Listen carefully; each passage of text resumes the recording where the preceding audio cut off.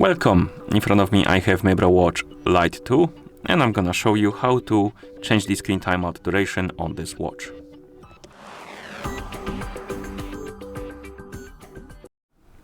First we need to wake up the screen on our watch, and you can do it by pressing the Chrome button.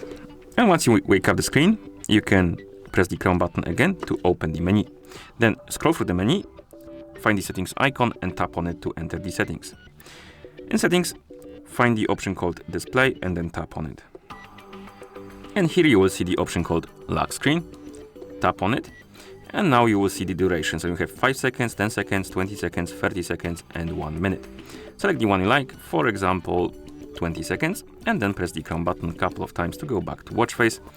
And now my screen should turn off automatically after 20 seconds of inactivity. So if I won't touch the screen or the buttons for 20 seconds, the screen should turn off to save the power.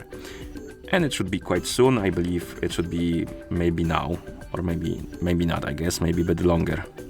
Yeah, okay, now. And that's how you change the screen timeout duration on this watch. Thank you for watching. If you found this video helpful, please consider subscribing to our channel and leaving a like on the video.